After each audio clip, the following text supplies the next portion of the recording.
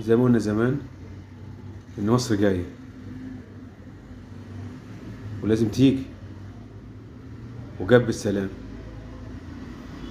لان هي طول عمرها معانا، فتروح وتيجي علينا، لان مصر تروح تيجي موجوده بدون اي كلام.